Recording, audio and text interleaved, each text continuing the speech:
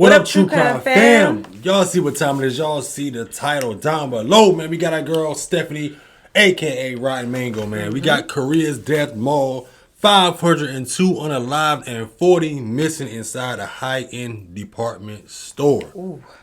We need all y'all to get y'all snacks. Y'all already know the routine. Get your snacks, get your drinks, or whatever you're going to do. Kick back with us, you know what I'm saying, and just chill. Let's dive into this. Let's see what's going on. Let's dive into it. Subscribe up. And like it up.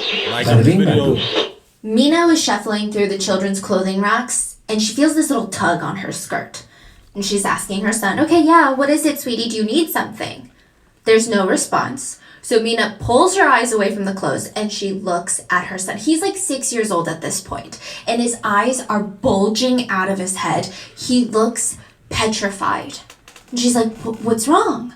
And this little kid, he's Korean, he says, Oma, we've got to go home right now. Why? What's wrong? Do you have to go potty? Like, I'll be done in 10 minutes. Can you hold it? No, the ajushi said that we need to leave right now. Mina looks around. There's definitely nobody near them, and there's definitely not a middle-aged man. All of the employees at this children's clothing store, they're young women. So she's confused. What ajushi are you talking about? Like, I just need to grab a few more things. And ajushi is an old man. Old middle-aged man. Yeah. And he looks up at her again and says, that ajushi right there told me to leave. And he's pointing into the air. Mina looks, and there is nobody. She says, are you sure you saw an ajushi? What did he look like? He keeps saying he was bleeding. He keeps trying to hug the nice cashier lady. Mina didn't leave because she's in this very fancy luxury shopping mall, and maybe kids just make up some things. Maybe he wanted to go to a toy store instead. Maybe he was bored. Maybe he wanted to go home and watch TV. Never know. It just didn't make any sense why there would be a bleeding man in the middle of this store. I mean, this mall is known for, you walk in, very normal to see coats going for $1,000 a coat. Table tea sets going for $8,000, $9,000. People dressed up to go shopping at this establishment. There certainly weren't any middle-aged, bleeding ajushis trying to hug cashiers.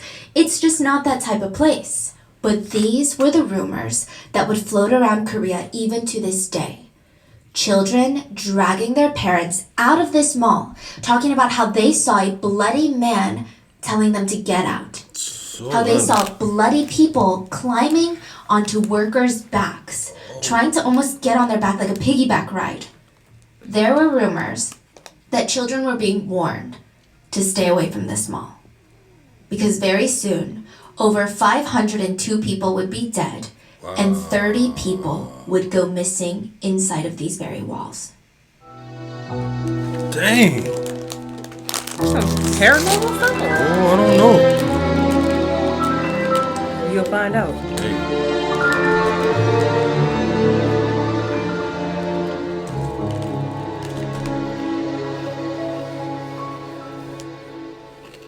As always, full show notes are available at rottenmangopodcast.com. This is another Korean case. We had multiple Korean researchers assist in gathering of the facts on this one. But as always, please let us know if there's anything that we didn't cover or something that got lost in translation.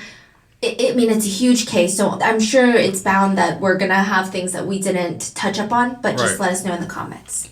So with that being said, let's get into it.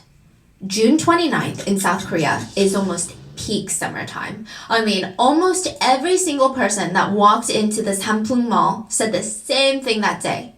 왜 이렇게 더워? Which is, why is it so hot?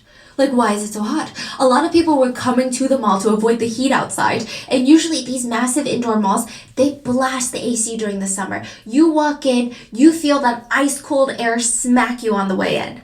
Not today. The mall was more humid, more hot, clammy. It was so hot, it was difficult to breathe inside of the mall. Oh, wow. It's like the AC was broken. The workers are profusely sweating, apologizing to the customers. Sorry, the AC's broken. I'm sure it's going to turn back on any second now. And despite all the heat, about 1,000 people were inside that mall when the whole thing came crumbling down. Everyone had 20 seconds to get out of that mall. That's all they got. What? 20 seconds is the length of the happy birthday song in Korean. If you had 20 seconds to, do you think you could go from inside of the changing room, inside of a store, No. get out of the store, down the hall, to the emergency Possible. staircase, down the stairs to the ground Right. floor? Let's say you're 4 stories high, 3 stories, No. fine, right? And at least a few more steps further to avoid impact.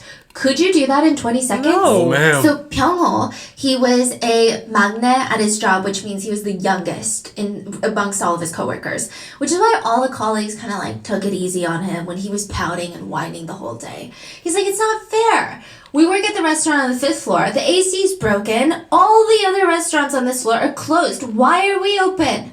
Why are we the only one? On top of that, I mean, do customers really want to eat right now? It's Right. so hot. It's always So somebody. the AC just broke that day. Yeah, all day it had been off. Okay, so Yeah. it's not like ongoing. It's No. just it's okay. That one day. So he's in the front, keeping himself busy, when the head chef runs out from the kitchen. Get out, get out, get out! Pyongho's like, okay, I'm not even gonna look up. He just casually says, okay, give me a second, like I just need to finish this up. The chef runs to Pyongho, pushes him on the back, and says, you idiot, I said run. And he looks up and he sees people booking it. Like, oh, You wouldn't have had to tell me twice. You said run and go, I'm gone. I ain't gonna Right. ask no question. I We just ask that later. Yeah, ask. We say run look, first, there's ask like 5 questions later. customers, they're booking it to the emergency stairwell. So he starts jumping over chairs, jumping over tables, trying to join them at that staircase. He has no idea what's going on. He just knows that they're all running. And as he's running, one by one, the lights, the recessed lighting in the ceiling, they're shattering. And it's getting darker and darker, and Pyongho would have 20 seconds to make it out alive. Jiwon, let's call her Gia, was another employee at the mall. She worked in the basement level, so she sold crystals at one of those like home goods shops. And that day, she took her break early because it was so hot. I mean, she felt like all day, if she even moved fast, if she even thought fast, she would break out into a full-blown sweat. Man. So she tried to move slowly, reserve this energy. She had to fight every intrusive thought that she had to not just walk out of that store, quit, and never look back. That's how hot it was. And I wouldn't blame her. She takes her break early, and as she's walking back into the store, the manager, Unni, which is like an older sister, right, starts running towards her screaming, turn around, run, run. The last thing Gia remembers were these little broken shards of crystal flying at her, and she didn't understand what was happening. Just that all the crystals in the shop looked like they had exploded. Gia would have 20 seconds to make it out alive. 19-year-old, let's call her Sarah. Sarah had just graduated from high school, and now she's working at one of these high-end children's clothing shops, basement level of the mall. She wasn't even supposed to be working that day. Her colleague called her and was like, hey, can you switch shifts with me? So she did. She was coming back from her lunch break when she felt something really strange.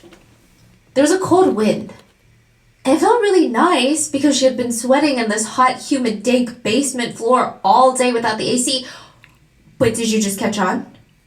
Well, yeah. Why is there a cold wind? Right? Exactly. She works on level B1, the basement floor. There's no exterior doors that could be opened to let in a breeze. It was a strong breeze, too. And the AC wasn't back on. Sarah would have 20 seconds to make it out alive. There is a man, 21. His name is Chen Myung-seok, but we're going to call him Michael. He actually started working at the shoe store in this Hampung department store. He was studying architecture, but he just needed to make some extra money on the side. And he was on his shift when everything went dark. He didn't even have 20 seconds to run. Nothing Dang. registered in him. It was just lights out, literally, figuratively. When he woke back up, everything was pitch black. He was laying on cold concrete.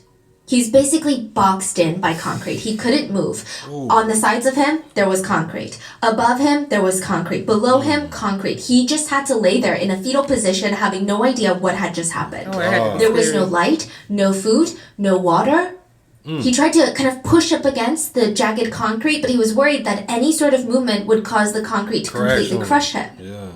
Even the air supply felt stale, dusty, and limited. The panic starts to kick in. He's like getting claustrophobia. And in any other situation, I think that this would have been terrifying. But he started hearing a woman's screams. And she's screaming, "Save me! Save me!" He said that he felt kind of happy. that he wasn't alone in the dark. So he starts screaming back, "Hello?" There were now two voices responding back at him. So one was Lee Sung-yeon, a 25-year-old woman that worked in the kitchenware shop, also on the first basement floor, and an ajumani. So that's like an older auntie customer. So these are a lot of like basement workers, right? Yes. Is it because there's a higher chance of survival? Oh my Everyone on gosh. floors 1 through 5, unless they were out of the building, they would die. So they were all trapped. Just like Michael, the ajumani, the woman, they're all trapped. The ajumani could barely talk because she was actively being squashed by the concrete, like on her chest. Ajumani is The customer. Dang. An older woman, yeah. I would say maybe like 50s, 60s. And she told them in all these gasp breaths, like, "There's a heavy piece of concrete on my chest. I can't talk." So the two, Michael and the other kitchen shop worker, they tried to help her not panic so that she's not going to hyperventilate, because there's no way for her to even, like, take in a big breath of air. So in small breaths, in very, kind of like she's drowning, she tells the others, "My daughter turned 30 this year." And there was just this lingering silence. Because it's a reminder of everything that was outside, and they don't know what to say to that. So they fall silent. Michael feels these tears coming down the sides of his face, and he says, "Then let's get out alive." And the three promised each other, "Okay, us three, we're gonna get out alive." And then everything went black again. Oh, man. Michael and the others, they kept falling asleep, coming to, falling asleep, passing out. I wonder if it's the air supply that was cutting them off. Probably It was so. hard to even gauge how long they had been in there. Michael asked the others, "Hello? How long have we been in here?" The 25-year-old worker responded, but her voice sounded really weak. "I think a long day, time. maybe 2. I don't know. It feels like a week." You probably "Ajumani, are you okay?" Silence. And then they started panicking. "Ajumani, you have to wake up. You gotta wake up. Your daughter just turned 30. Michael would never hear her voice again. Man, She was gone, and she would never get to see her daughter turn 31. that's sad. Not long after, the 25-year-old kitchen worker called out for Michael and said, "Michael? Yeah? I think I'm gonna go now. Please tell my family I love them." Dang, man. Michael said that after that, the fear of death had never been so strong. Like, he could almost taste it. It gripped his entire being. He said it's very hard to explain. He had never felt anything like that. He was all alone. The two others that had, quote, survived, they were now dead. He felt like it was only a matter of time until he died, but it's a slow, agonizing wait. Torture. He started feeling delusional from the anxiety, the hunger, and then all of a sudden, he just felt so thirsty. He didn't even feel scared anymore. It was all he could think about was water, thirst. It's like he was going crazy.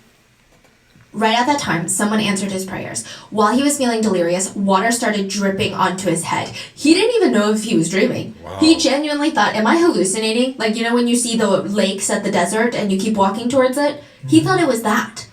But he scooted so that the water would drip directly into his mouth instead of his forehead. And he started drinking the disgusting water that was dripping into his mouth. He felt around with his hands in the dark, and there were these few pieces of like dusty, I don't even want to call it like paper, more like cardboard boxes. And he grabbed them, wet them in the water, and he slowly laid there, ripping it, shoving it in his mouth, chewing and eating it.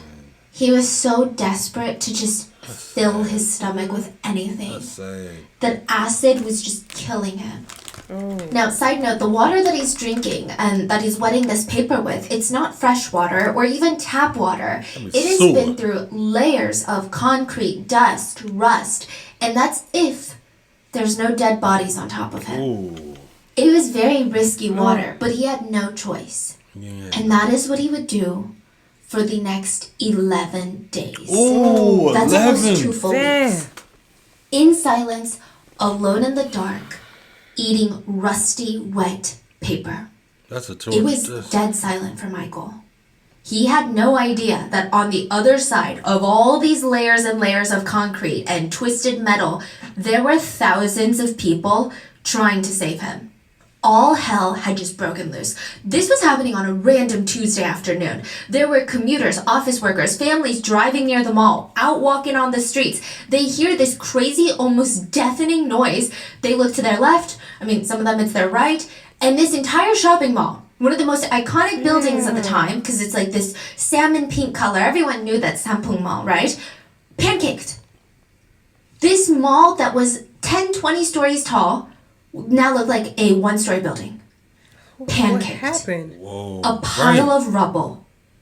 It wasn't even like an avalanche where, which I know those things happen very quickly. Yeah. But, you watch those videos and you see things are slowly falling and you can't stop it, but it comes closer and closer. This was, 1 second the building is standing up tall, totally fine. The next second, it's on the ground. All you see are skies. The first thing on everyone's mind was North Korea. We are under attack. This is a full-blown war. North Korea is attacking us. Wow. So a lot of people are running away from the building because they don't know, is North Korea going to attack another building? But a lot of people were running towards the building to try and help anyone they could. And it was like a group of zombies were seen walking out of the mall. Their faces, their hair, their whole body was white, like powder white. Some of them had even patches of bright red blood on them, but the rest of their bodies, powder white. Even their eyelashes were white. It's like someone threw bags of flour at them. There was so much sand, rubble, cement, particles in the air that anyone within an 80 feet radius from the mall was covered in white powder. Oh, tragic. At this point, definitely breaking news is playing on every single TV station, news network. Sampung department store has just collapsed. There are an estimated 1,000 people inside at the time of the collapse. As of right now, investigators do not know the cause of the attack. There is speculation that this could be the work of a terrorist attack by North Korea. Hundreds of ambulances, fire trucks, they rushed the scene. About 4,000 official personnel, so, you're talking firefighters, police, soldiers, they start arriving at the scene. They bring in helicopter cranes, heavy machinery, and the whole situation was so tricky. There's 2 main issues that the rescuers are confronted with. So the first being that the left and right edges of this building have not collapsed.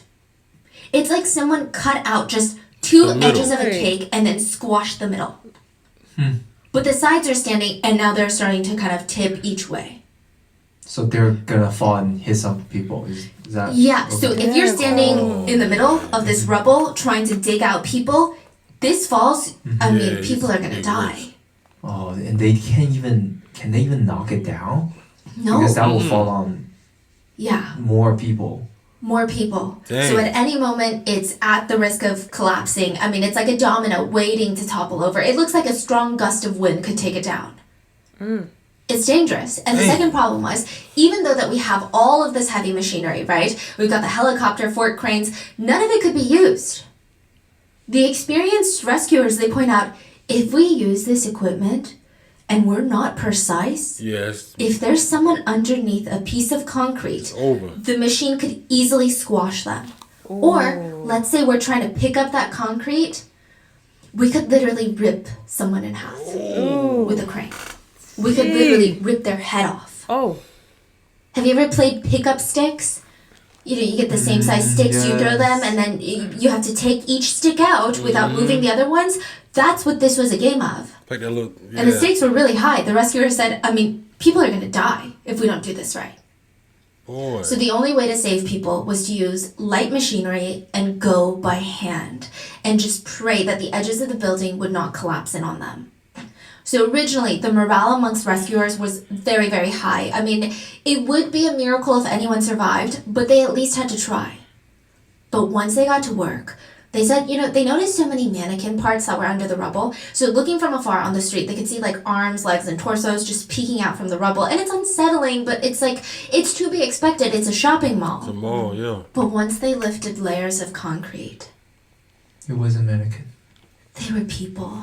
The night before Michael was trapped, security guard Ian was alone doing his rounds. And he wasn't nervous, you know, there's cameras everywhere, big massive gates that are closed at night. Nobody ever tries to break into one of the top department stores in Seoul. But still, it's 3 a.m. and the empty building is kind of creepy. All the mannequins are practically glowing under the dim lights. And he has to walk from each floor to each floor, and like the echo of his footsteps, that's the creepiest part. Yeah. Every step, it sounds like someone is walking behind him. And he's walking through this newly renovated hallway when he hears like this groan. It sounds like one of those fantasy movies where they have like monsters or dragons that are groaning or hissing. And he freezes. Okay, there's no alarm sounding, so he can't be a robber, and that's not even like a human noise. It sounded like it was coming from the top floor. So he speed runs all the way up to the 5th floor. And so earlier I said the building is 10 to 20 stories high, right? It's 10 to 20 apartment stories high. But because it's one of those fancy department stores, it's only 5 levels above ground, but each level you're talking like crazy, like 30-foot ceilings. So double the regular. Yes, double, triple. So he's running up to the 5th floor and he looks up, he sees all these restaurants that are closed. And at first glance, everything seems normal. There's no one hiding, there's no shadowy figures, anything like that.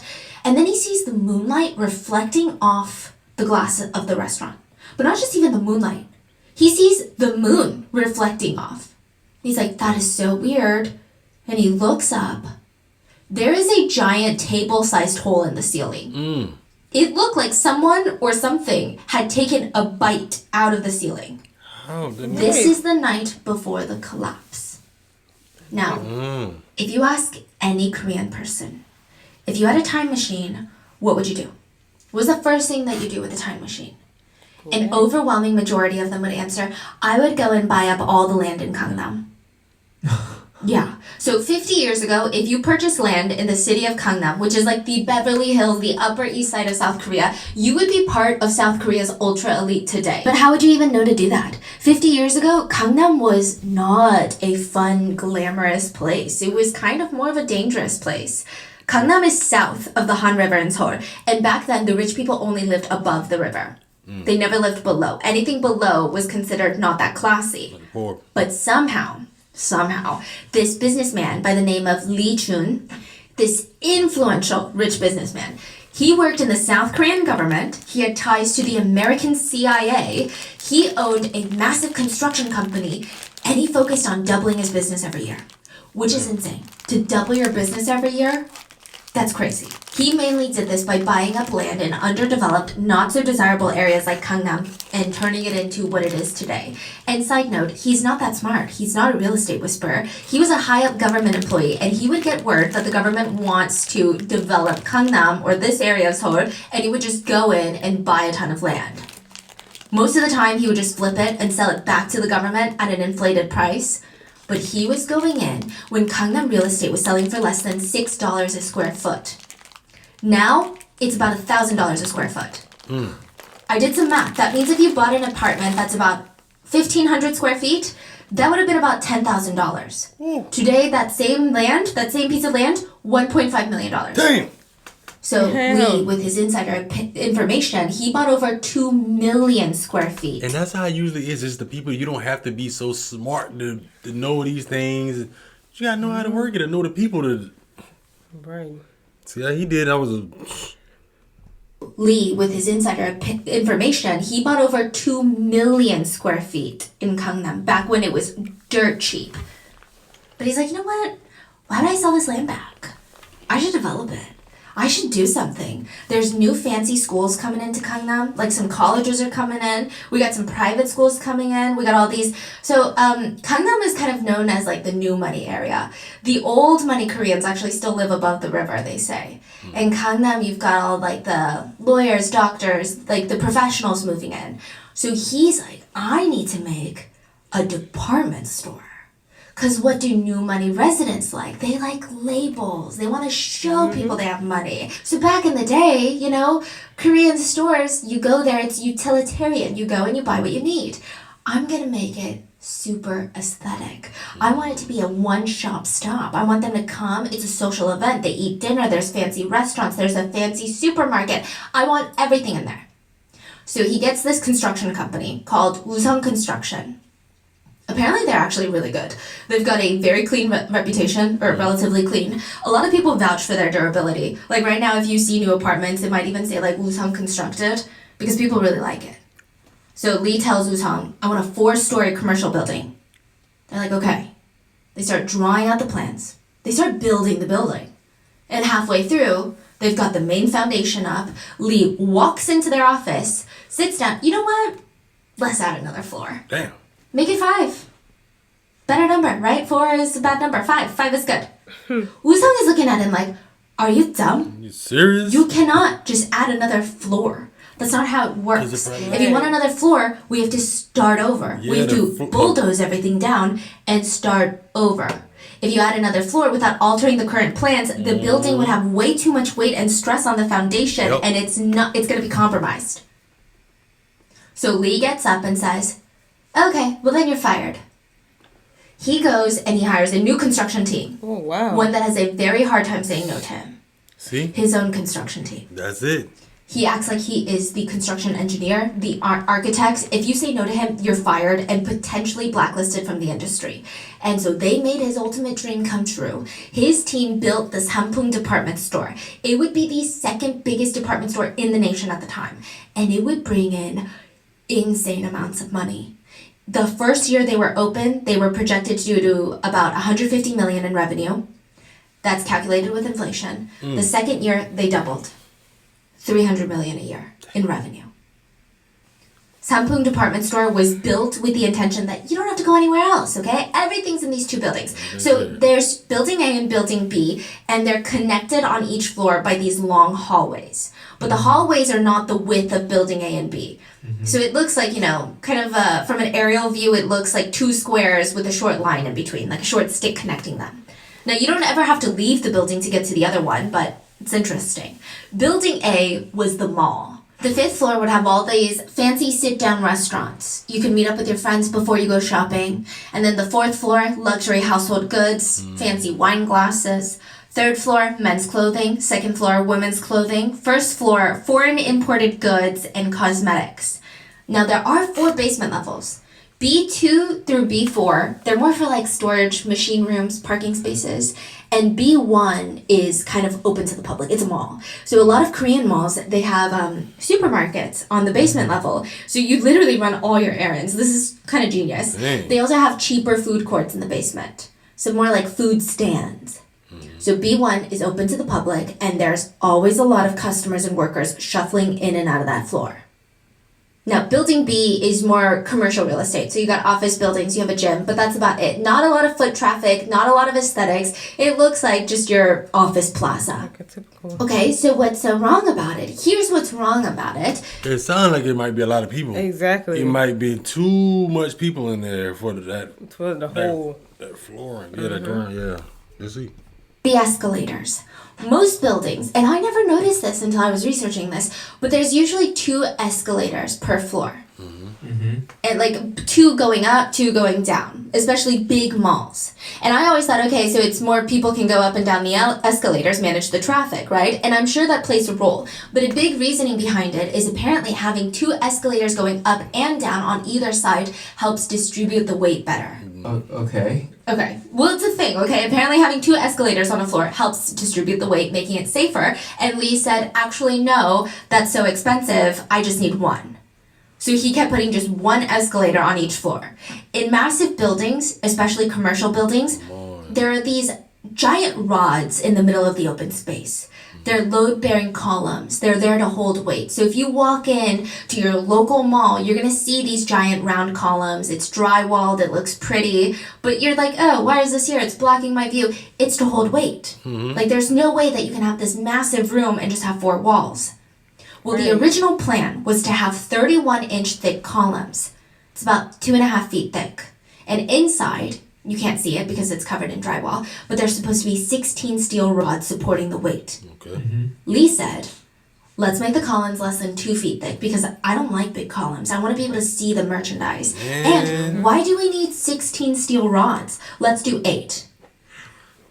This is a huge deal. The steel rods are what's holding up the weight above it. People take lack of steel rods so seriously. Recently in Korea, a apartment building company, they put in less steel rods than they were supposed to. They were exposed for it, and now that building is called Boneless Chicken Apartment Building. Yeah. There's still a building. Yeah. Wow. Wow. So I think it's up to That code, makes no but it's sense. not as good or as much as other builders do. So they're called Boneless Chicken Apartment Building. Boneless chicken apartment. Because why are you not, like, steel rods, seriously? Lee said that he hated the idea of thick columns, so let's cut it down. But that's not the only thing that he skimmed Think out about on cost. safety? So this is Right. going to get really complicated, but just like bear with me, it's so important. When you have a flat ceiling and a column right up against it, it's called flat slab construction. Or at least in Korean, that's what it's called. It looks modern, it's faster to build, it's cheaper, but it's definitely not safer. It can cause something called a punching phenomenon. Imagine you've got a piece of paper and you're holding it down on a pencil. The pencil could easily punch through into the piece of paper. Yeah. Now, if you were to stick another circular piece of paper on the point of the pencil and then stick another paper on top, it's much harder for you to stick through, even though it's just paper. It's very hard to punch through two layers. Makes sense. That's the drop panel. That's what it's called. So think of it as instead of walking through the mud with sneakers, you're walking through with heels. The difference is massive. Yeah. Your heels are going to poke into the soil. Yeah. Yeah. But Lee, rich businessman, owner of a Greedy crazy businessman. lucrative construction company, says, should be okay. He knew that this was a bad Oh idea. my He knew God. this was dangerous, but it saved him money. So he was all aboard. He said, you know what, it's fine. Columns are strong. But they're not, especially when you take out half the steel rods, like half the skeleton of the column is now Exactly. gone. But the worst, the biggest hazard of this whole building was the 5th floor. It should not have existed. The building was not designed to hold the weight of another floor. company said It it. sounds like, Right. it's just another floor, but that is an additional Okay. 25% of the overall Weight. weight added, if not more. That is huge. Big. At first, he told his team it's going to be for a roller skating rink, which honestly would have been a lot safer. Less traffic, not as much furniture, but instead, he said, you know what makes more money? Restaurants. There you go. See? Restaurants are greedy. insanely heavy. Commercial ovens, commercial walk-in freezers, industrial-sized refrigerators, lots of water. Lots of water is heavy. Since there's going to be multiple kitchens on that floor, I mean, you're talking AC up there is going to be intense. Oh, yeah. Restaurants are also more densely packed than a roller skating rink. The entire weight distribution and calculations were going off the walls. You know those big Amazon delivery trucks? Well, the weight of the 5th floor was about 100 of those delivery trucks. Imagine parking 100 of those on the roof where it should not be. Straight That's just the collapse. 5th floor. Yeah. What they That's had in not. there? Oh, and he wanted to do heated floors for the 5th floor, which added 2,415 tons of weight. God. Just for heated floors. And on top of that, there was even more. So the roof of the 5th floor on Building A were these giant AC cooling towers. They weighed 87 tons Come each. on, stuff. There's 3 of them, so the total of that, to visualize, imagine sticking 2 houses on top of the roof of a mall that is already unstable. Yeah, man. This is crazy. Just on top of the roof. Now, here's where things go really wrong on the roof. So firstly, the AC towers on this specific roof is a death wish. The vibrations that the AC creates, it yeah. only further destabilizes the building's foundation. Shaking That's it. what causes cracks, vibration, movement. And so since the get-go, like opening day of this mall, they could see the red flags. The vibrations and the weight of the heavy AC cooling towers, they were causing water leaks onto the 5th floor. Because the water would leak out of the AC, there would be a crack, and it would flow through. But the biggest atrocity of what they did on that roof, the AC towers were facing towards a nearby apartment building. All the residents of that apartment building were like, the AC towers are so loud. We're filing complaints. You've got to do something about it. So they had to move the AC towers to the other side of the roof. Now, to do something like that, what do? You have to call in industrial cranes. You got to have a ton of professionals on site to Okay. make sure that it's done safely and securely. He didn't do that. It's a pricey Right. relocation. Lee, very wealthy mogul, said, too expensive, get a couple of dollies. What? Wow. So they just. Ain't no scooped way. it Come over. on now. They didn't even scoop it because there's no dollies that can Dollies. carry that much weight. They It's- basically dragged it And if you see pictures of that roof from like opening year, there's cracks all over. Cause it. Wow. And now they move the ACs to the other side, and what do? They vibrate and cause even more cracking now to even the other side of the building. God. Now here's where it gets kind of unexpected. This one I wasn't expecting at all. One of the first stores that opened up inside this mall actually contributed to the collapse. A bookstore. Did you know Korean books are even heavier than foreign books because they use a higher portion of stone powder in the paper?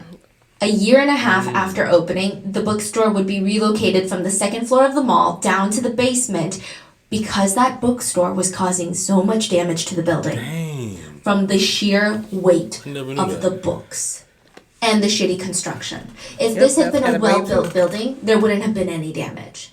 So they've realized Yeah. something is happening? Yeah. There were cracks Like- all over the second floor. God. What? There was bending in the floor. And there was drooping in the floor. The floor was What tilted kind where of the stuff they bookstore had? was. Wow. And nobody Yeah. did anything. No. The entire building started to overlooked lean a little bit. And all it would take would be 20 seconds for the entire building to crumble. Collapse. Man. And literally not a single part of this rescue was easy. I bet. End of June in South Korea is typically a very rainy season. The rain was pouring down on the rescue efforts. I mean, in theory, it might have been good since when a building collapses, there's always small fires fire. trapped inside the rubble. You've got open electrical wires, you've got appliances, and poisonous gas, they start to spread, which, pretty quickly could kill any survivor that's trapped inside that manages to find an air pocket. So the rain, in theory, would have been helpful, but it was just a massive inconvenience. Like, the rain was not enough to put out the fires, but it was enough to slow down the rescuers. Firemen had to come in and try to calm any potential flames. And the first 16 hours of rescue efforts, 5 people were rescued. That's it. So there was some God. progress. You And say you got unfortunately- It was progress, but that's One of the sad. survivors would Yeah, die man. on the way to the hospital. Damn. Then, 24 people who were trapped in the same air pocket were rescued. They were pulled out by rope. Nothing was going smoothly. I mean, they pulled them out, but there were still hundreds and hundreds of people that were unaccounted for. And the rescuers were nonstop sprinting from place to place. They're crawling inside of holes that are already unstable. They're shimmying themselves through the collapsed basement level, squeezing past these broken shards of glass beams, like shining their flashlight into whatever nook and cranny they could find, screaming to see if Nook and anyone cranny. survived.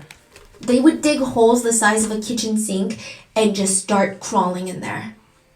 They put their God. lives in danger for every second that they were there because they just wanted to save people. Shout out to the rescuers, Yeah, man. A lot of the people in the mall, Probably because it was a Tuesday afternoon, were young moms and children. The family members of the missing and the victims, they all gathered. They tried to help. Random civilians that had no family members in there, they were putting their lives on the line to help save people. Retired doctors grabbed their white coats and went to local hospitals because there were way too many people coming in. A ton of ajumas, middle-aged women, they were too old, too frail to dig, but they created these organized groups and they would cook for the thousands of rescuers every single day. But ultimately, the morale for the rescue teams was dying, which sounds bad because how can your morale die when there's a chance that others need saving, right?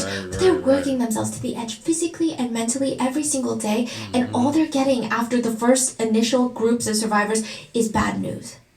They're just getting bad news. Another body, another body, another body. 10 days had passed, and it's the rule of 3. Do you know the rule of 3? No. What's the What's the rule rule of three? 3 minutes without oxygen, 3 days without water, 3 weeks without food. And you'll die.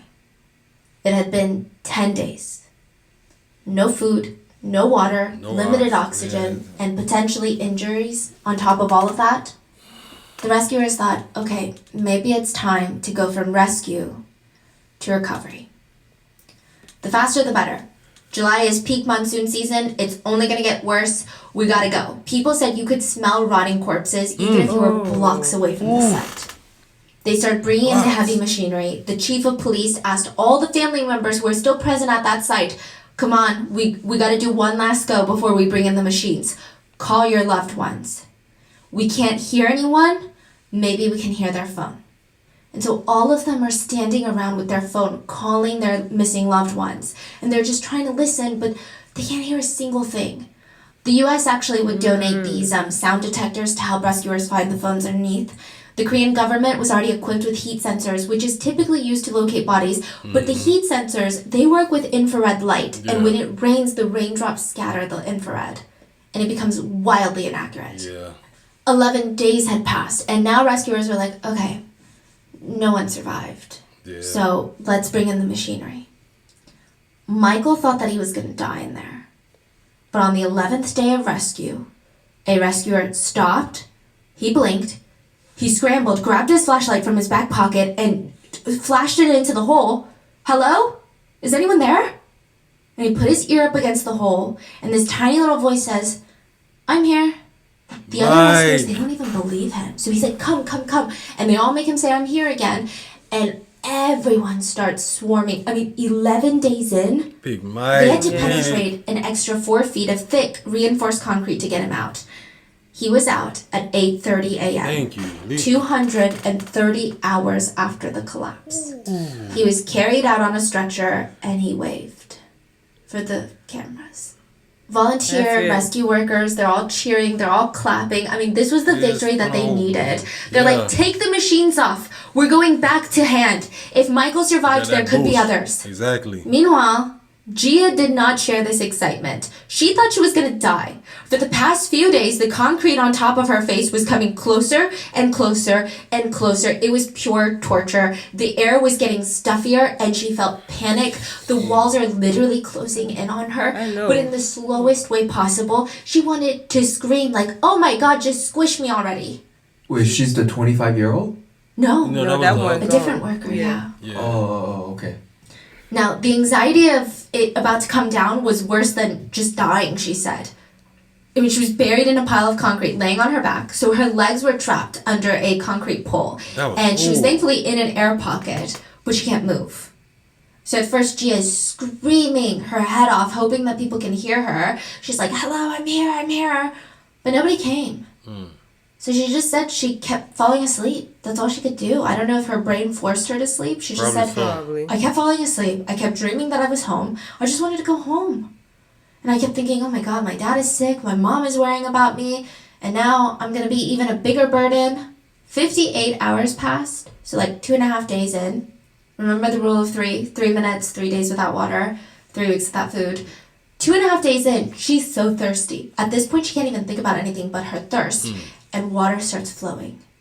And she takes a sip and she immediately coughs it out. She had rust water coming in. Oh. She waited till more water came in, and instead of letting it flow directly into her mouth because it tasted so disgusting and rusty, she grabbed a piece of her clothing, soaked it in the water, and then just kind of wet her lips with it. She had no idea how many days had passed. All she knew was she was starting to hallucinate. The part where her legs were trapped, she felt like her legs were walking. She felt like her legs were floating at one point when it clearly wasn't. She was like losing her mind. Yeah. She was losing sensation in her legs. She just kept going back to sleep. And then the next thing she knew, there's heavy machine sounds and the concrete's just getting closer and closer and closer. Would they push the concrete until it completely suffocated her? Would they push the concrete till it squished her? Like, what's gonna happen? Yeah. Would the excavator just come down and rip her up? Her bottom legs are stuck, so she'd be ripped in half. Gia felt terror. Sheer terror. She only had like 10 inches left when all of a sudden she hears a voice. Stop! Stop! Do you hear something? At around 2 p.m. on the 13th day, 13. Wow. a rescuer saw her foot. And they yelled, if you're alive, move your feet! Probably can't. Gia tried to wiggle her toes, but she didn't even know if it was wiggling because she lost sensation a long time ago. And she screamed, save me! The rescuer clawed through the cement by hand, and Gia just remembered thinking, 13 days. I'm found. She said it wasn't, I lived. She didn't say it was, I survived. She just thought, I'm found. Good. I don't care if I die right now. Because at least they found my body so my mom will know. Her mom was later interviewed and asked, like, what is the first thing you want to say to your daughter? And she said, alive, do I right? even need to say anything? Yeah, she's right. And they were trying to ask, like, did you think your daughter was dead? Because it had been 13 days. And they said, did you think she had...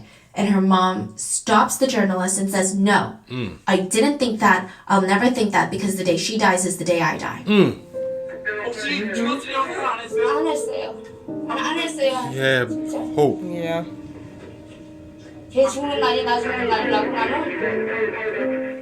After 285 hours, Gia was rescued. And at that point, the ceiling was so low it was touching her nose. She was not even inches, but centimeters away from death.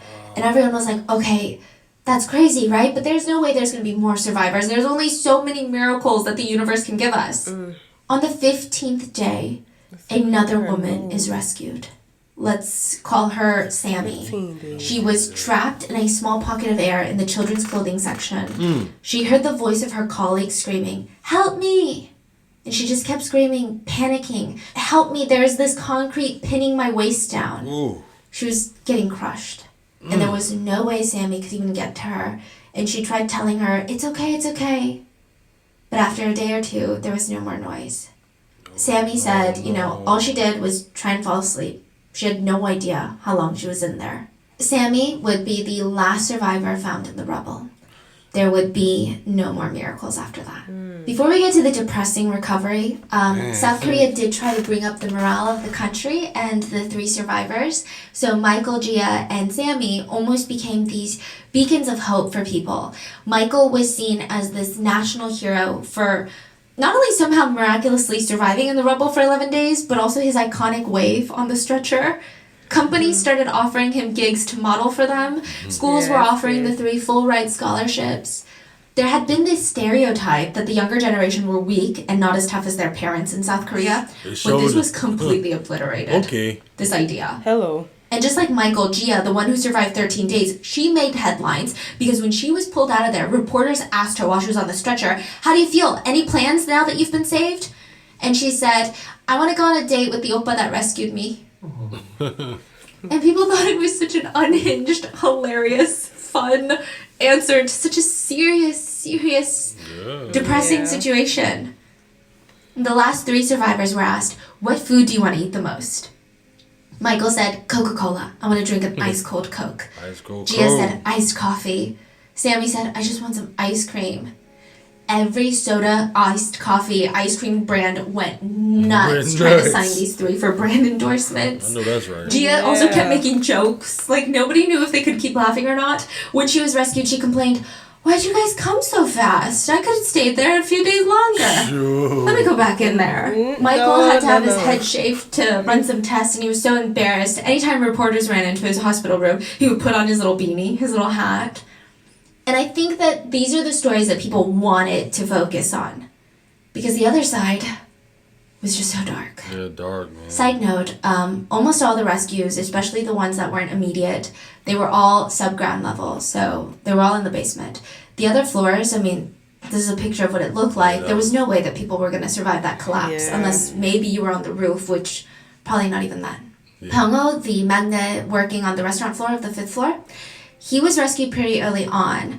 He had made it kind of basically out. I think he was hit by just some debris. And he said, every single person I spoke to that day, the head chef, my colleagues, customers, I would later see all their names written on the deceased list. Damn. Another survivor said, I just don't understand the point of life anymore. Like, the people that died, there were nice people. There were really rich people. There were workers like me. There were people who went to church. There were people who studied really hard. Yet everyone died without even a chance to fight for their lives. Damn. So what is the point of anything at all? Families of victims said the nightmare was just never ending. I do want to say that the rescue efforts were admirable. The rescuers, they did everything. But the system itself was flawed. Korea didn't have a strong system to respond to these types of crises, which, like, I don't know if they still do with after Itaewon and Seoul, but at the so. time it was so disorganized. Family had no idea if loved ones were alive, survived, deceased, at a hospital, which hospital. Nobody had a clue. The site was left open for people to just come and volunteer. And so a lot of people did come and volunteer, but there were also a lot of hyenas. What do you think the hyenas did? Nothing. They were dubbed hyenas by the media.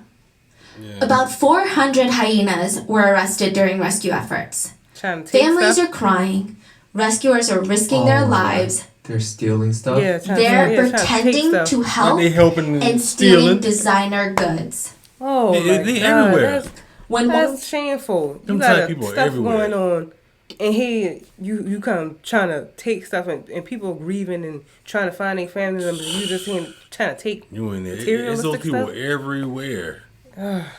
It's crazy. Was arrested, they just callously responded, well, they were all gonna go to the dump anyway. Another That's man the was caught point. volunteering wearing 10 pairs of designer pants. 10 pairs. When asked, why the hell were you stealing 10 pairs of designer pants? He said, what are you talking about? I was saving lives and I got cold in the middle of June. Oh wow, that's So your I just excuse. put on whatever was near me. Meanwhile, Mr. Jung was at work when the building fell. He's an attorney, and he didn't hear about it until way later. He was at a 회식 with his coworkers, and they were drinking, they're eating, and he just had this pit in his stomach when people were like, oh, you didn't hear about the mall? So his wife and his 3 adult daughters, they loved going to that mall. So he calls his wife, she picks up, and he's like, oh my god, thank god, okay, you're home, right? Are the girls home? Did you hear about what happened at the department store? She's like, what? No, the girls are there shopping. Oh man. Mr. Jung's coworker said that. He didn't even say anything. 1 minute he was on the phone, the next minute he was out the door. He ran on foot to the department store, and all he saw was rubble. He started climbing on the rubble in his suit, just clawing, looking for his girls. He went to every single hospital in the city. He talked to nurses, doctors, looked at hospital morgues. The day after the collapse, he would be told that all 3 of his children Oh my god. were dead. And he said, thought after it what was- my wife and I went through that day, I just hoped that the sky would fall and the earth I bet would man, give out and we would just all die. everything over. And of course, he feels for every single daughter, but he really felt for his eldest. Because she had fought and beaten all odds. His eldest daughter went blind when she was 12 years old. She worked harder than anyone he knew. Harder than all of his adult coworker colleagues, attorneys combined. She ended up getting her master's in special education at UC Berkeley in the United States.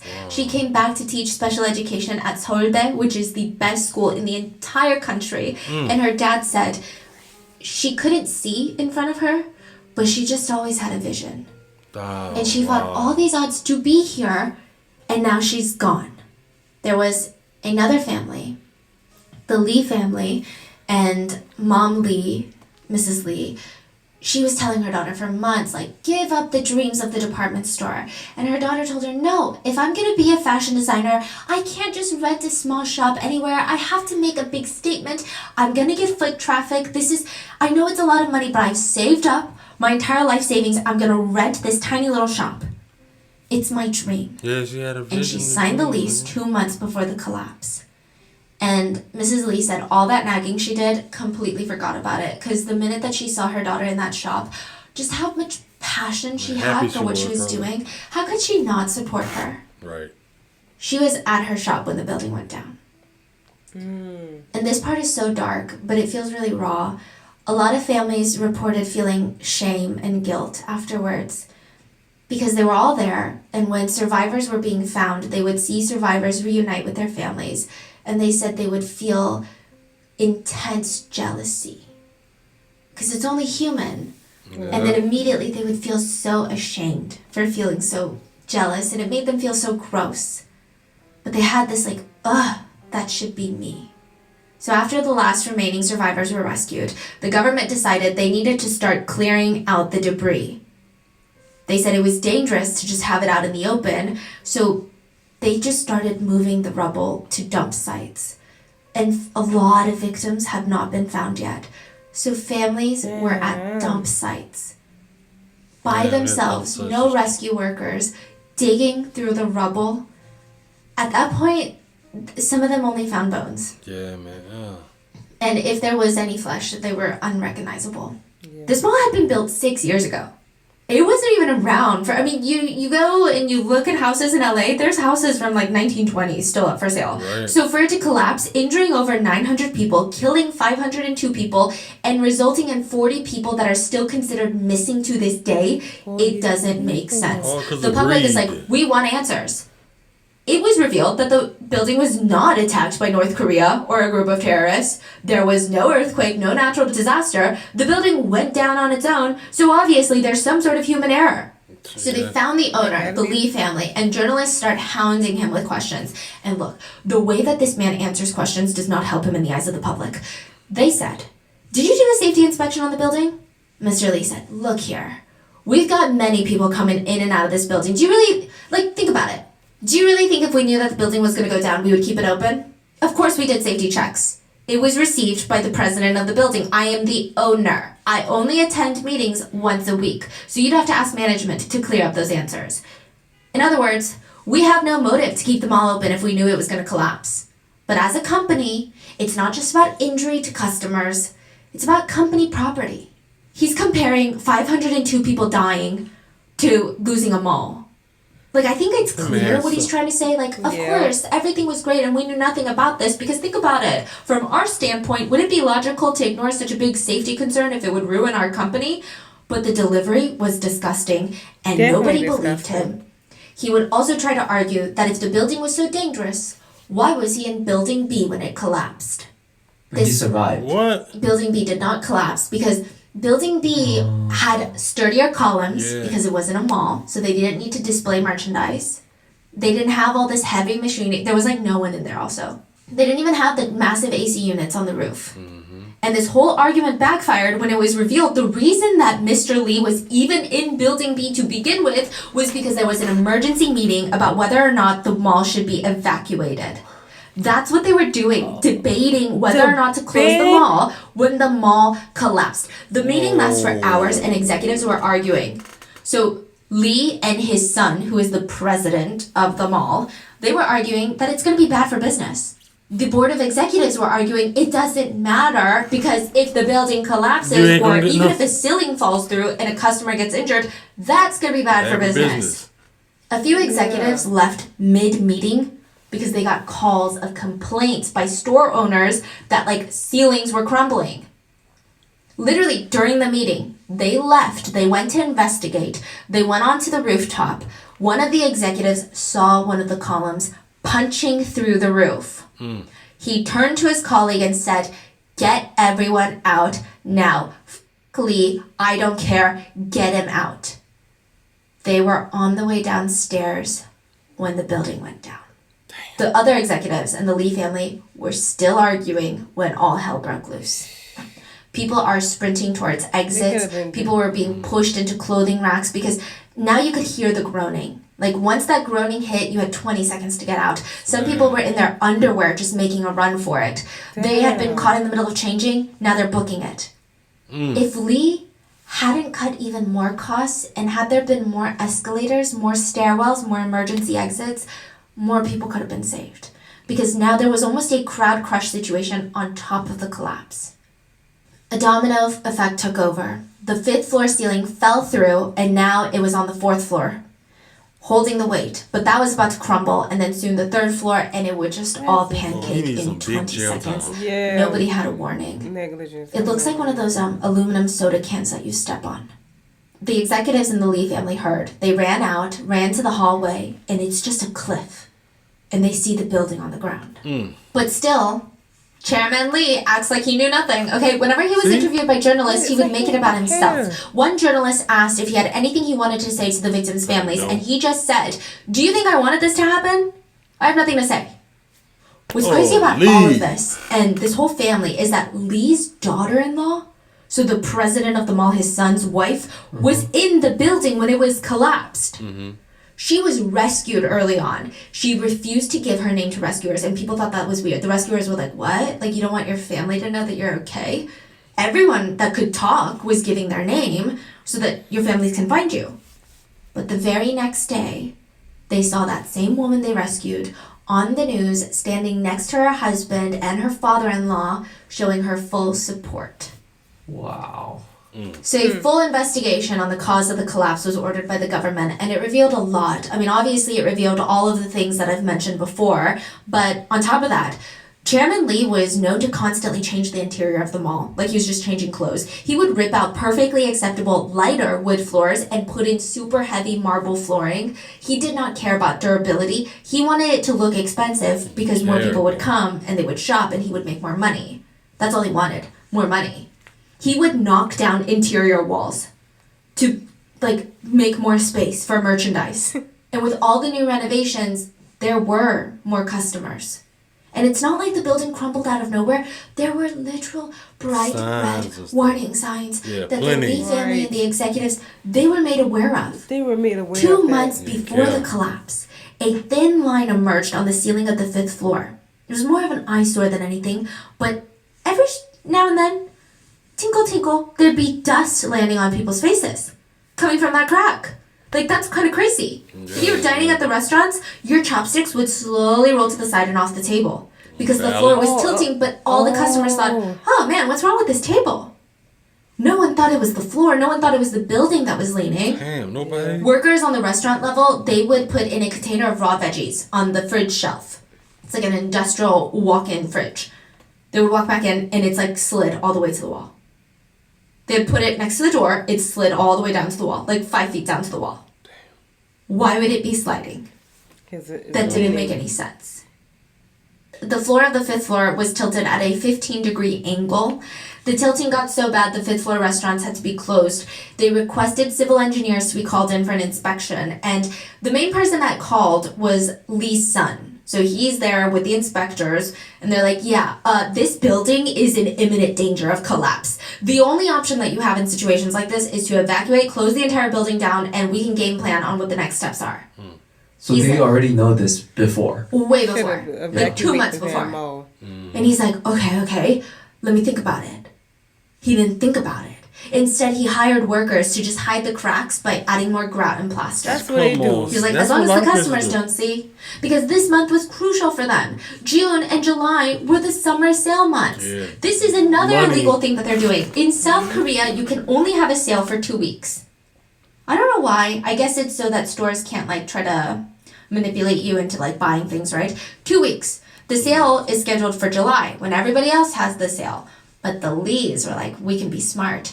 We're going to get our VIP clients early access. So we're going to sell them the product since they're our VIPs, we know them. And we're only going to run their card at the sale prices in July. But they can come during June. And they had a lot of VIPs. So June was a very busy, high traffic month for them. Crazy busy. 10 days before the collapse, a customer was sitting at their table on the 5th floor to eat, and the whole thing started shaking. She said it was so strange, she thought it was an earthquake or something, but when she told her friends that word at the mall, they were like, what are you talking about? There was no earthquake. There was nothing on the news. 5 days before the collapse, another customer was on the 5th floor eating when it felt like someone doused a bucket of water on their head. And she's like, what the hell? Looks up, there is a droopy hole. It's not even just a hole, but a part of the ceiling that's drooping down at the end, there's a hole. The employees were made aware of it. They tell upper management, and they're like, it's just Sampung's shitty construction. Oh my God. They did not think that water leaks were even in the same possibility as a building collapsing. The night before the collapse, the security guard noticed the sinkhole in the roof.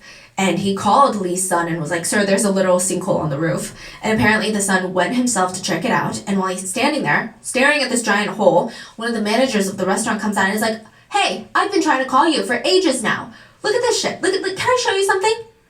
They walk over to one of the columns on the 5th floor near his restaurant. There's an 8-inch long crack that's knuckle deep. But that's not even all. The manager is like, I've been waiting for this, okay? I'm paying all this money, and look at that ceiling. Look at that ceiling above the kitchen. It's droopy. And look. He puts his phone on the counter, the cash register of the restaurant. It slides off. He's like, I know it's not my counter, so what's going on? Lee's son checks his watch. He's like, shoot. The stores are about to open for the day. okay, just why don't we close down all the restaurants on this floor? I guess if you want to stay open, you can stay open, but it's fine. Close down. We're going to figure it out. We'll send up maintenance or something. Maintenance workers were sent up, and they're like, guys, this shit is going to go down. Yeah. Like, under no circumstances can we put plaster on anything anymore. Like, it's going to go down. Lee's son left the building for about 30 minutes before he was called back in. This time to the 4th floor. A shop owner said, I just heard these, like, really crazy, like, tuck, tuck, tuck noises, and then the whole floor shook for, like, 3 minutes. They're like, isn't that right, Susie? Like, 3 minutes. And Susie's like, yeah, 3 full minutes. You had to be gone. Lee's son is like, okay, let me investigate, right? Before he could even figure it out, water starts pouring down the walls of the 5th floor. That's why they turned off the AC units. He said, you know what, don't close them all. Turn off the AC units and drain the water inside of them because that's what's leaking. And then 4 hours before the collapse, evacuation orders were given. Lee's son said, let's focus on what matters. Don't tell the customers, but let's take out all the priceless goods. Paintings, artwork, jewelry, ancient pottery, super expensive bags. Let's take it out just in case. We don't know. It could flood, it could do something. I don't care. Customers, employees, they were not evacuated. They had no idea they were in a compromised building. See that? Why? This is unbelievable. It's like Right, the guy's bruh. doing everything in his power to kill people. Right. Why Yeah, did they it not seemed evacuate? like- Because the mall was bringing in about $400,000 a day. So, That's all he And can they agree said, to money. we can't lose out on that. well, you lose. Many of the victims died on impact. It's like, well, you can lose either way. Either way, like, yeah, You're going to lose either way. it's gone. So, get these. Can't say get these people now because it's too late. That's what you call like the greed of money. He crazy. didn't care about no lives, no nothing. Just the businesses, him flourishing, him doubling his money, Right. all that. That's all he They cared didn't about. care about the cracks in the wall. The leaks, and nothing. the Just leaks. patch it up. And a lot of places doing it. How do you? I mean, a lot of places we going to nowadays, you never know. You never know because the only thing they care about is the money. Is the for real. money. A lot of places doing that now. That's sad and crazy. And I really hope he got some prison time or something. something. Something. Others suffocated to death, others bled out, some starved to death, Damn. and a lot of them drowned to death. When firefighters were Sad. trying to put out the fires inside the rubble, the water came in and filled their air pockets. Some of the other survivors could hear them drowning, and Ooh. the firefighters that worked that scene, I don't think it's their fault. I No, think they 'cause they did their couldn't best see. considering Yeah, the everybody information did. and tools they were given. But they still have PTSD. They have nightmares about it. They said they will carry around the guilt Forever. for the rest of their lives. In the end, the court sentenced Lee Jun, the chairman, Give to him life. 7.5 years in prison, and his son got 7. You look. What? 7 did you hear him? What? 7.5? He got 7. That's all. All those yeah, hundreds that's of lives that's gone, and all his negligence and from greed and everything. Cause you only get 7.5 years. His son got 7. And his son got 7. I can't believe it. I can't believe that. I want to hear what he got to say too. He said, "What?" And to 7.5 years in prison, and his son got 7. You look What? so shocked, right? But this was actually a big deal. This is what's even crazier about this case, okay? Yes. Is the fact that, to me, I'm like, 7 years, that's nothing, right? In Korea, this was landmark. This was crazy that they got 7 years. I mean, people, don't get me wrong, people were still upset it wasn't enough. But a lot of people being very cynical, skeptical, and just realistic, they weren't expecting the Lee family to get any jail time. What? Not Is saying that that they didn't powerful? deserve it, but that was the track record for the government. The reason why they got a lengthy jail time, lengthy quote, is really dark. Oh, It's a man. high-end department store. A lot of the victims were wives of influential businessmen. To just name a few, and not saying that these people's lives hold more value, but to give context on whose families were fighting for these offenders to get jail time, wife of Samsung Electronics president, wife of Daewoo Motors Wait, president. wife of the Samsung. Division, electronics division. Oh, okay.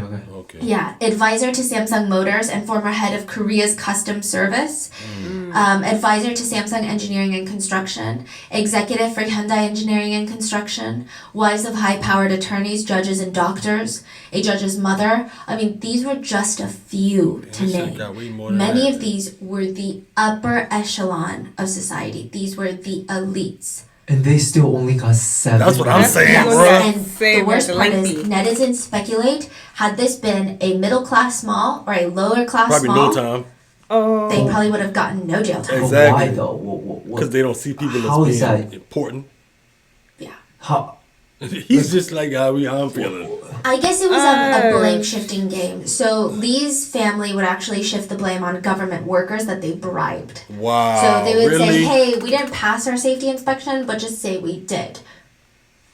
And about 30 government workers were fired and arrested as well. So because there were so many people to blame, it much became time this they game got? of like, who's really at fault? Was it the gatekeeper, the government workers that didn't make sure that the safety inspections were up to date? Who was it? Sent I all know. of them to jail. Yeah. 500 people died. I agree. Exactly, bro. Lee was 72 when he got out. He died a year later, so we're not too sad about that. Not at all. Meanwhile, Lee's son, Jun, is one of the very few families in South Korea, Still many alive? we've talked about, that are basically socially exiled.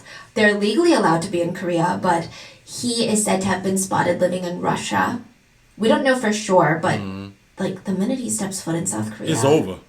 It's I mean, over. nothing's So gonna he's happen still to him. around. Nothing. Nothing's gonna happen. But he's free. Yes, but I And- think that he has no money. I don't Really? know if he had a lot of hidden money, but the family's fortune was completely liquidated and given to the survivors and victims' families. Yeah. It's estimated that each family received around 250,000, because there's a lot of people, which honestly is nothing That's what compared I'm to the about life to of say. a loved one. Right. But trust me, this is not a story where victims' families get closure. 500 plus people died. Yeah, ain't Like no that's a closure. tragedy that is going to be felt nationwide. I mean, Definitely think a about the tragedy. spider web of people that are either directly or indirectly impacted by this level of loss. Yeah. Well, the president of South Korea was asked to say something to the victims, and he said, "The collapse of this Hampung department store today was 21 days ago. I wish for peace for those who lost their precious lives. I pray for the speedy recovery and for those who were injured, and I express my condolences to the families who suffered an unexpected accident. Thank you." He's at his podium, okay? He stands still for maybe 2 seconds, and he thinks that the camera is off now. And he Wait. turns to his aide and says, "That should be enough, right?" 감사합니다. Oh, Really? Really? 예, 그럼 되겠지. 아니, 그래. Really? It wasn't even in the tone of like, "Oh, do you think I should say more?" Like, right. Like These was are that- heartless did I convey my people. emotions correctly? It was like a petty, like, I did it, Heartless. let's go. Heartless. Yeah. A lot of the victims' families were upset at the government and even the rescue operations, not the rescue workers, but the operation. They felt like the government wanted to throw some money at the victims' families, start cleaning up Shut the 'em rubble, up. and make use of the land again. And do The it victims' again. families requested a memorial. In that Not to spot, give a probably. comparison, but later on this comparison does come up a lot in Korean media sources. But like 9/11 No, I was in the about to US, say, yeah. I mean, that is crazy real estate if you think about it. That is prime real estate. But out of respect for the tragedy, there is a memorial there. And they don't wanna do that. You remember these families, you remember Right. these victims, everyone that lost their lives. But the government said, this is such a good area of Gangnam. See, there they go. It's like center. Like every time someone drives through here, they're gonna have to be reminded of that. And like, what about the real estate prices of all the people who spent so much money on condos nearby? It's gonna go down if we have a memorial here. So they said, That's we'll not a give kid you a about the memorial. money. All about the money. So the family said, okay, then can you give it to us at this park? That's a very famous park that people love to go to, and it's a beautiful park. We can go there and spend time with our loved ones. But that park is so pretty. People will be so depressed See if that? they go there and they see 500 something names. What about in the woods? What? They In literally the gave damn them woods. a memorial In the middle woods? of nowhere. And a damn. Like, just in the mountains. Hell And they no. built a luxury apartment building where that, yeah. Sampo department store? Yeah. One of the victims' families was interviewed, and the mom said, it's money, money, money. That's Building it. costs this money. Cleanup costs that money. Compensation costs money. Oh my Let's give money to the victims. Everything is about money, and nothing is about my child.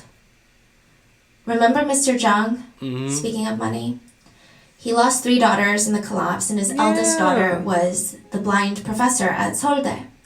He was compensated over $600,000 for the loss of all of his children, which is nothing. And he gave it all to the Seoul National School for the Blind. Over the course of his life, he would donate more than $1.3 million to churches, schools, and charities that his daughter liked. And he would say, money to me is nothing that I can have. My daughters all had dreams to make the world a better place, and I just have to fulfill those dreams before I go. Right, that's And Gia, the one that survived 13 days, she said, I just hope people can learn from this. That no one should ever have it won't happen to me.